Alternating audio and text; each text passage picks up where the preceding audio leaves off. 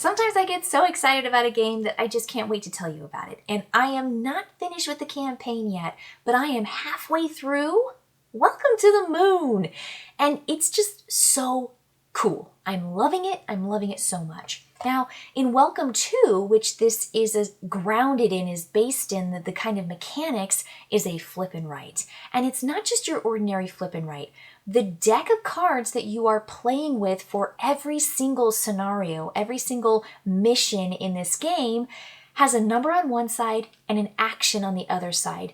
And you shuffle up the cards all facing one direction, and you will put them in 3 stacks. So you got one stack here about the same size, one stack here, and one stack. Then you flip over the top cards of each of those 3 stacks, making a number pairing with an action pairing. And on your turn, everyone simultaneously selects one of the groupings. So either this first column that has a number and an action, or the second option, or the third option. And that's it. It's so basic. It is so easy and just streamlined, yet it creates choice after choice after choice of these branching opportunities that every player goes off here, off there, and off there. And by the time the game ends, you've made such different choices, and they're just so fun. So for me, the core mechanic in Welcome To and Welcome to the Moon works. It just works. It works. I love it. So what is Welcome to the Moon? What does it offer that's different from just your normal or average Welcome To? There are dry erase boards, and you have 8 of them. So they are double-sided. There are 6 of each because this plays up to 6 players, which, wow, again, like the range here, you can play solo all the way up to 6. And again, with that simultaneous play, doesn't matter how many people you have, it is taking the same amount of time. These boards are beautiful, and every single mission is radically different. Like, radically. And not only that, they all work. Like, so far. Again, I've only done half of the 8, but I am so enamored with this game. I am so in love with just the way it works and the choices you get to make. There are 3 kind of mini mission or objective cards that you get to pick from 2 of. And when you're doing the campaign, the captain, who is the previous game's winner, will make a choice in the campaign book. And this campaign book is telling a story and offering you choices, and it will change those different objectives for each game that you play, which is so cool. It's so cool. I love it. I love it so much. And these maps are just cool. Like, I love that the very first thing you're doing is you are essentially filling up your rocket, checking off boxes, and you're just taking off. This is like your shuttle launch. And so that's the first mission, is you're just launching your spaceship into space.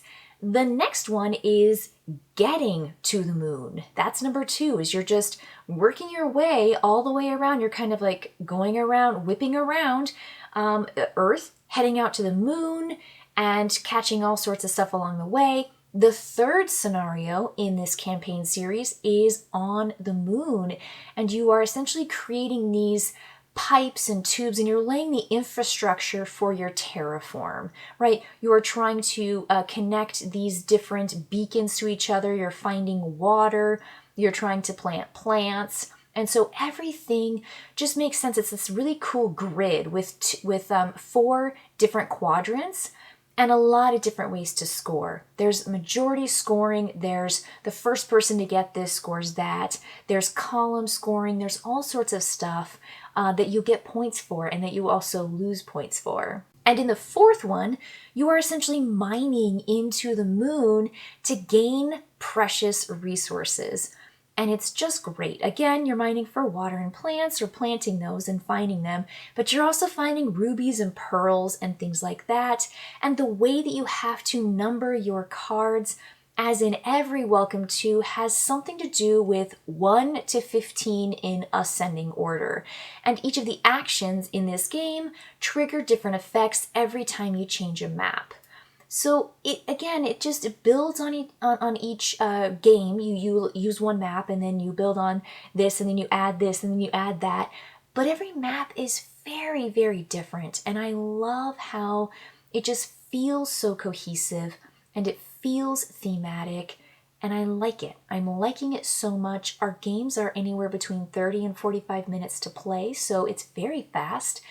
The problem is we're only playing once a week, and so I honestly couldn't wait until after Gen Con to tell you about Welcome to the Moon. I was just so excited, so I wanted to get out this kind of midway point.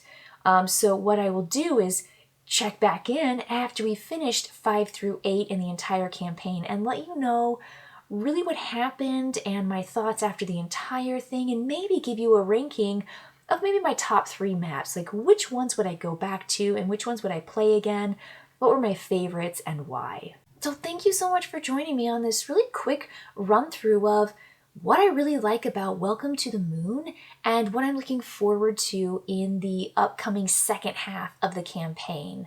I am loving it. Let me know in the comments below if you've been playing Welcome to the Moon or you think it looks really cool because you've played other Welcome to iterations. And I will let you know after Gen Con what I think about this once I get back to my regular gaming schedule. All right, I'll see you next time, everybody.